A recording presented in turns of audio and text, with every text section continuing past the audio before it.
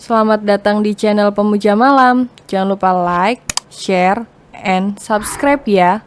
Terima kasih. Episode 15. Kupikir kau akan selamanya bersikap menyebalkan.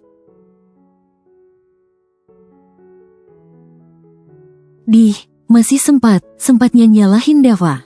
Padahal mama sendiri yang gak mau dengerin penjelasan Dava. Taunya marah doang. Gak takut darah tingginya kumat. Kamu nyumpahin mama darah tingginya kumat. Tuh, kan, suka banget Suutson. Dah lah, kita ke tempat Via sekarang aja, gimana? Ya udah, ayo. Mama rasanya gak sabar mau jambak rambutnya. Kesel banget mama sama dia. Please, mama gak usah bar. Bukan mau melarang, cuma dia kan sedang hamil.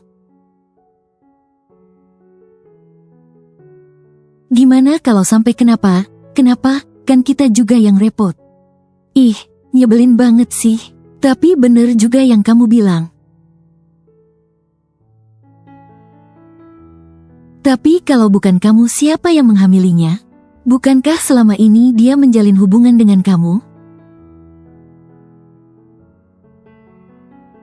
Kamu bukannya hendak mangkir dari tanggung jawab kan? Tuding Bu Sanum curiga. Astagfirullah, enggak. Aku gak pernah tidur sama dia. Sumpah. Bu Sanum menghela nafas panjang. Syukurlah kalau bukan, pikirnya. Sebab ia tidak tahu harus melakukan apa. Kalau sampai benar putranya yang sudah menghamili mantan calon istrinya itu. Tok. Pintu diketuk. Tak butuh waktu lama, pintu pun akhirnya terbuka. Seseorang yang barusan saja membuka pintu sontak membelalakan matanya. Ia terkejut melihat dua orang yang sudah berdiri di depan pintu kontrakannya itu. Halo calon mantu gagalku, apa kabar? Ucap Bu Sanum sambil tersenyum lebar. Lalu dengan santainya, Bu Sanum masuk ke kontrakan itu diikuti Madava. Perempuan yang tak lain adalah Via itu sampai mematung karena terlalu terkejut. Wah, ternyata ini tempat persembunyianmu? Setelah membuat putraku hampir kehilangan muka. Ternyata kau tetap bisa makan enak dan bersantai dengan enaknya? Cek kau memang perempuan picik, ucap Bu Sanum sambil menatap tajam Via. Ia melihat di meja terdapat tumpukan kemasan makanan yang berhamburan. Bu Sanum terus berjalan hingga ke dapur. Ternyata di kitchen sink pun dipenuhi oleh piring dan cangkir kotor, yang sepertinya sudah beberapa hari tidak dicuci. Terlihat jelas dari jamur yang mulai tumbuh dan aroma menyengat di bekas makanan itu. Bu Sanum sampai bergidik sendiri. Tidak bisa dibayangkan kalau perempuan seperti ini yang menjadi istri putranya. Mendengar cemoohan itu, membuat Via seketika memutar otak. Ia harus mencari cara agar tidak serta-merta disalahkan seperti ini. Mama, Dava, kenapa kalian bisa tahu aku tinggal di sini? Aku tidak bermaksud bersembunyi. Maafkan aku terpaksa bersembunyi di sini sebab aku malu kalau Mama dan Dava tahu aku hamil. Maafkan aku, Dav. Aku terpaksa. Aku melakukan ini karena aku tidak ingin kau bertanggung jawab atas sesuatu yang tidak kau lakukan.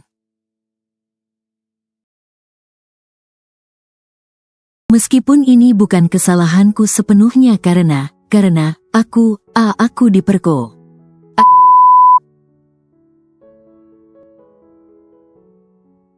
Lalu tangis Via pecah. Madava dan Bu Sanum saling menoleh. Bukannya iba, mereka justru tersenyum geli.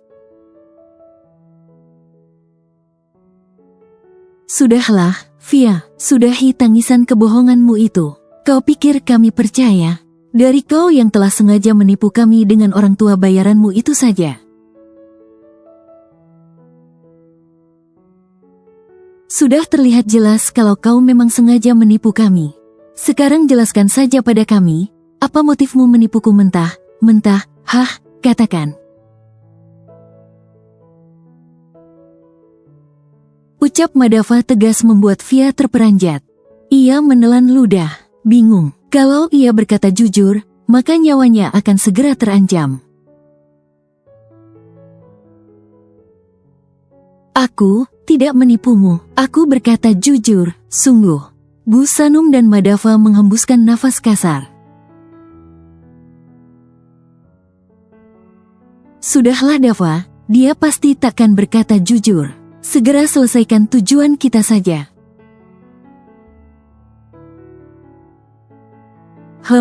Via kebingungan dengan perkataan Bu Sanum tadi. Tapi saat mendengar kata Madava, Via jelas saja terkejut. Kembalikan semua mahar yang sudah aku berikan padamu.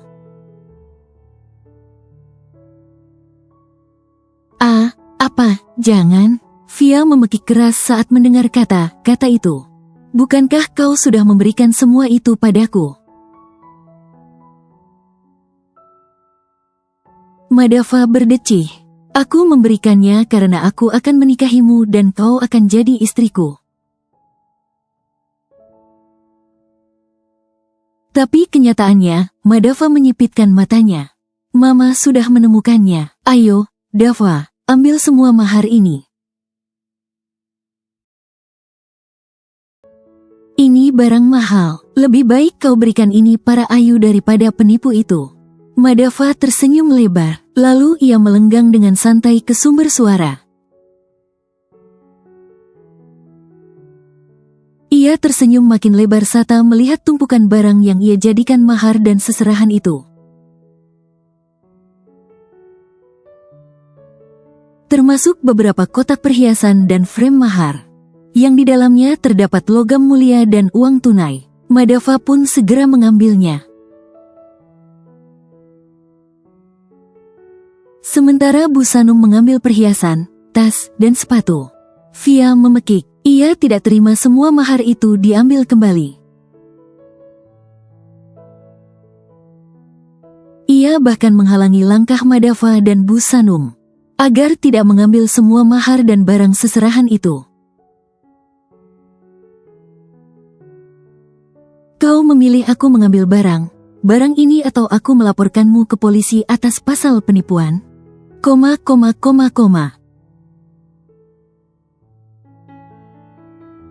Ancam Madava membuat Ayu mendadak pucat pasi. Akhirnya, dia pun terpaksa merelakan semua maharnya diambil. Tidak perlu bersedih, itu aku masih menyisakan sedikit untukmu, ucap Bu Sanum. Ya, mereka sebenarnya merasa tidak mengambil semua mahar dan seserahan itu. Ada beberapa yang tidak diambil, seperti handuk, baju, dan perlengkapan kosmetik. Namun Via tidak begitu menginginkan itu. Ia justru lebih memilih uang, perhiasan, tas, dan sepatu yang sudah diambil Bu Sanum dan Madava. Setelah kepergian Bu Sanum dan Madava, Via pun segera mengambil ponsel dan menghubungi kekasih gelapnya itu. Tapi bukannya diangkat, panggilannya justru direjek oleh laki-laki itu. Via memekik kesal. Dasar Asrul sialan, menyesal aku berselingkuh denganmu. Pulang ke rumah, Madava segera menyerahkan tas, sepatu, dan perhiasan.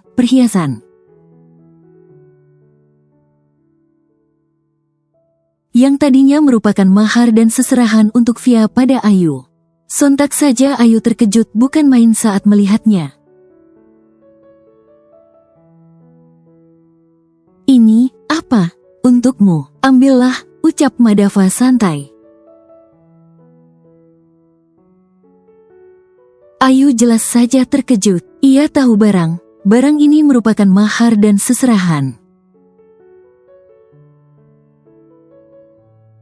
yang diberikan pada mantan calon istri Madava. Tapi kenapa Madava justru memberikannya padanya? Sebenarnya awalnya Madava ingin memberikan tas dan sepatu itu saja pada Ayu. Sementara perhiasan dan frame berisi uang dan logam mulia ingin ia simpan. Bila waktu ia kekurangan dana untuk biaya pengobatan Raffi. Namun Bu Sanum mencegahnya. "Sudah, berikan saja semuanya pada Ayu," ujar Bu Sanum saat di perjalanan pulang.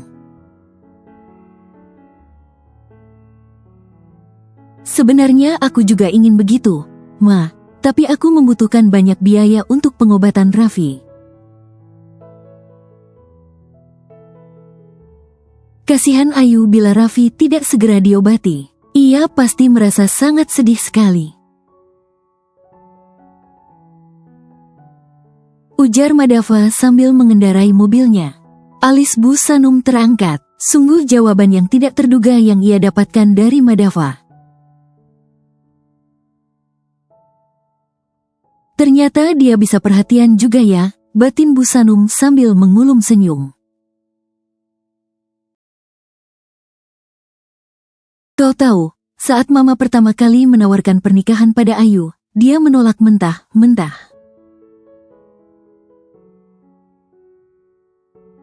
Ujar Bu Sanum bercerita. Madava bingung. Kenapa ia justru mengatakan itu padahal yang barusan ia bahas adalah masalah lain. Bila perempuan lain ditawarkan pernikahan seperti itu, kira bagaimana reaksi mereka?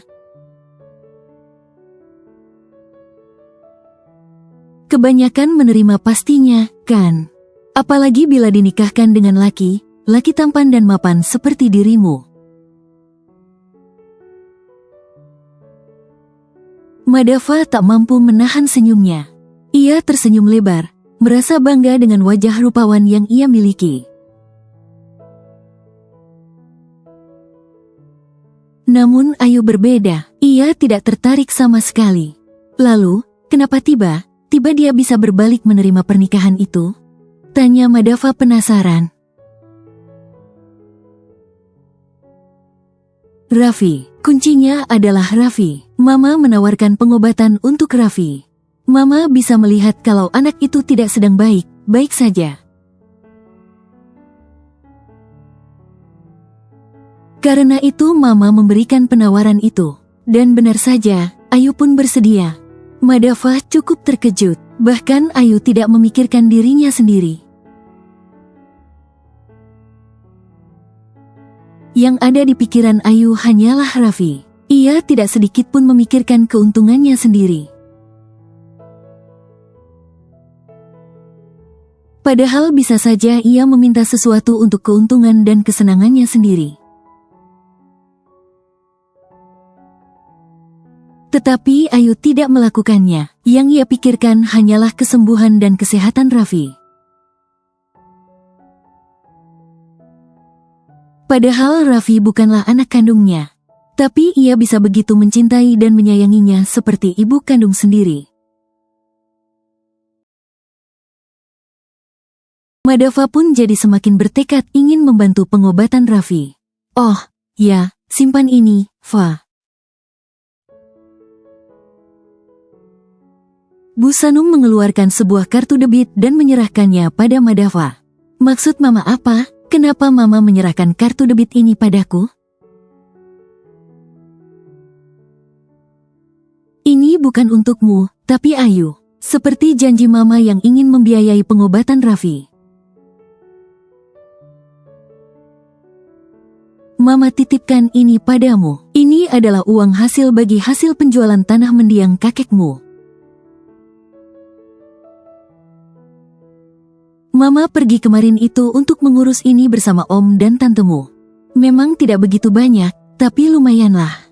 Jadi semua barang itu.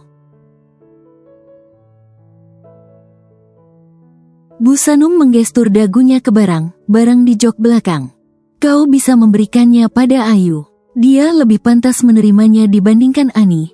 Ani sialan itu. Madava terkekeh mendengar ucapan Bu Sanum. Meskipun ibunya mengatakan uang di dalamnya tidak begitu banyak. Tetapi ia yakin nominalnya jauh daripada cukup. Sebab ia sedikit banyak tahu seberapa luas tanah yang dimiliki oleh mendiang kakeknya itu. Ia pun mengucapkan terima kasih. Akhirnya ia tidak perlu terlalu memikirkan biaya pengobatan Raffi.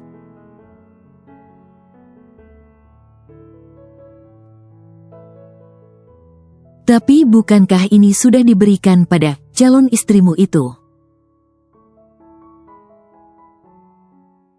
Ujar Ayu seraya memegang frame mahar yang bila di total nominal uangnya lumayan banyak itu. Mantan. Dia sudah menjadi mantan sekarang. Karena dia sudah menjadi mantan dan kaulah yang menjadi istriku. Jadi kaulah yang lebih pantas dan berhak menerimanya. Oh ya, aku tidak tahu ukuran sepatumu sama apa tidak dengan dia. Kalau kebesaran atau kekecilan, kau bisa menjualnya dan membeli yang baru. Atau kau bisa juga menjualnya dan mengambil uangnya.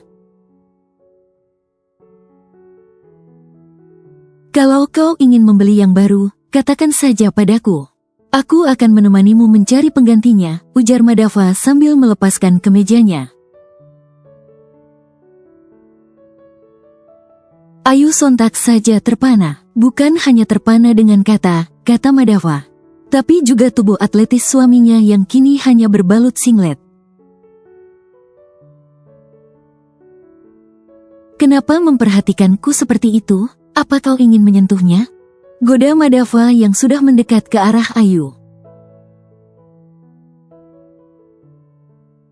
Ayu sontak saja gelagapan. Ia menggeleng dengan cepat. Enggak, sembarangan. Aku cuma terkejut ternyata kau bisa bersikap baik juga padaku.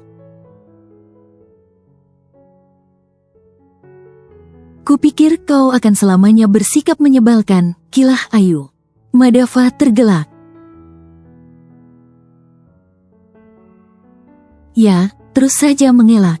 Tapi lihat saja nanti, aku akan membuatmu jatuh tak berdaya pada pesonaku.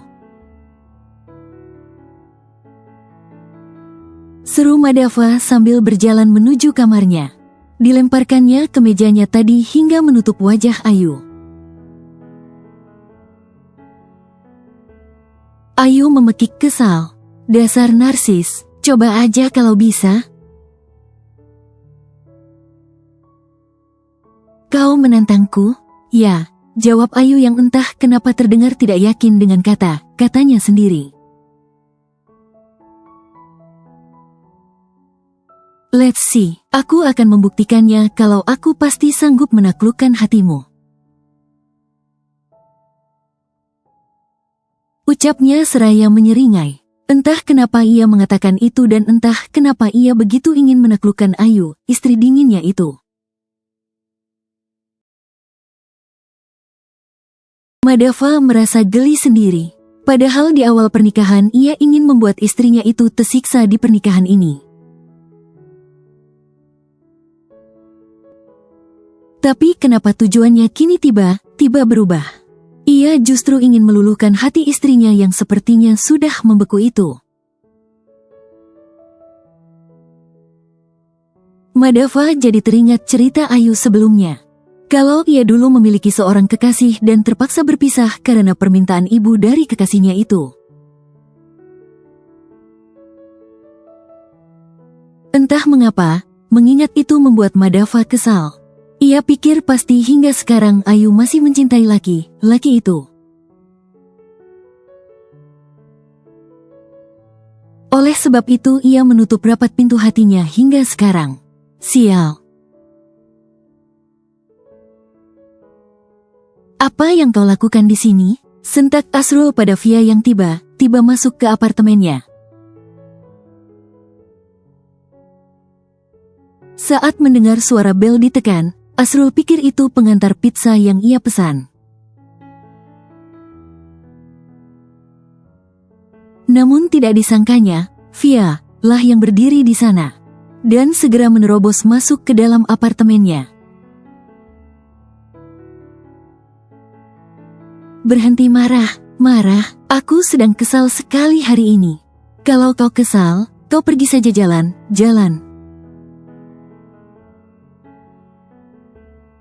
Bukankah kau sudah mendapatkan banyak uang dari mahar dan seserahan Dava? Via berdecih.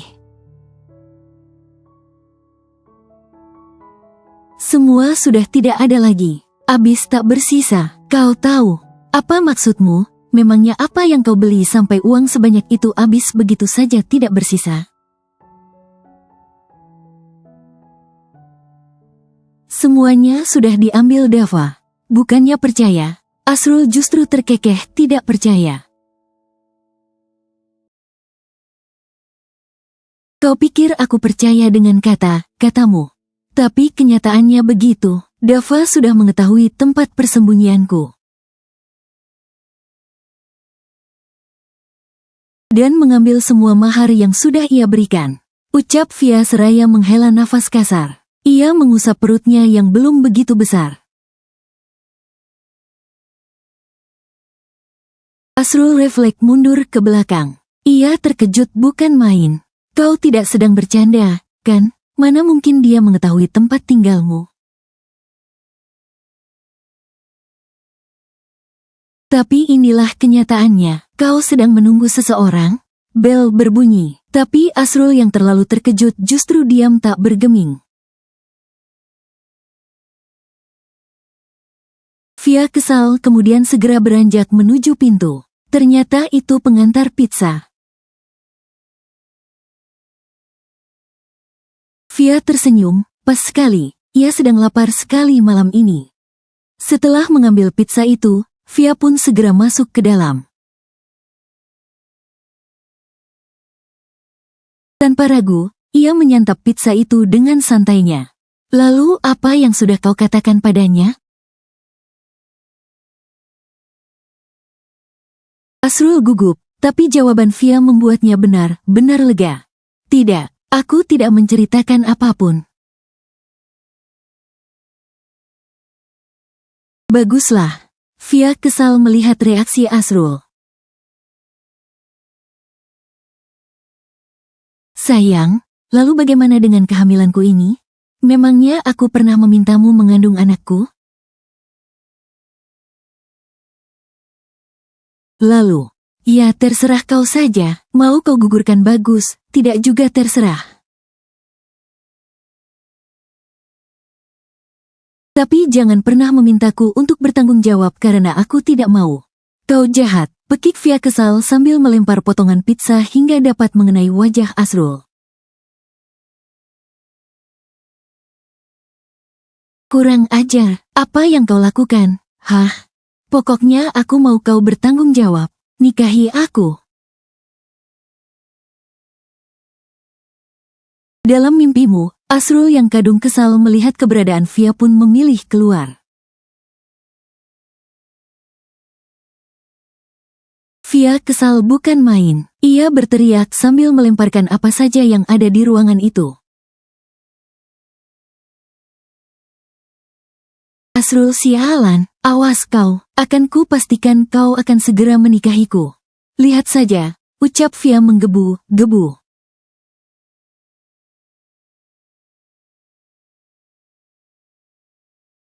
Papa.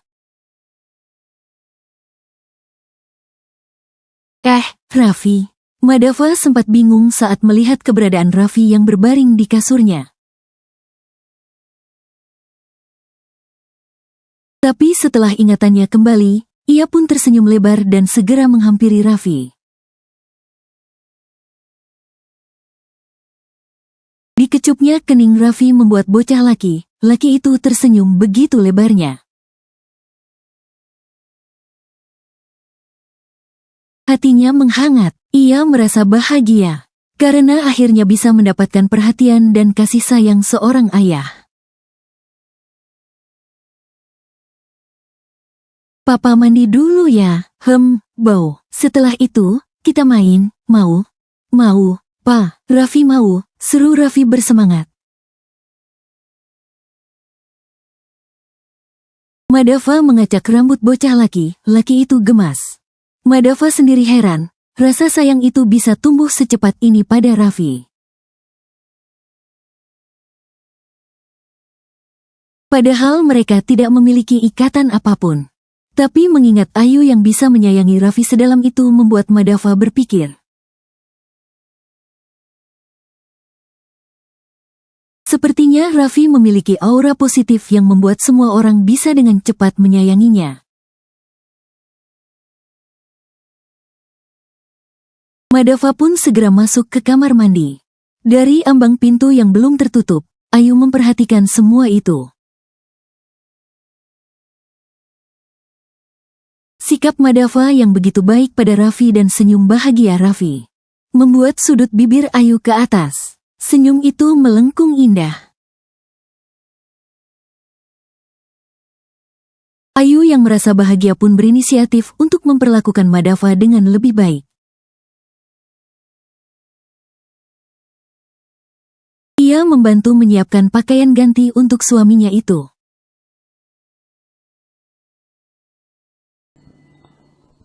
Bersambung.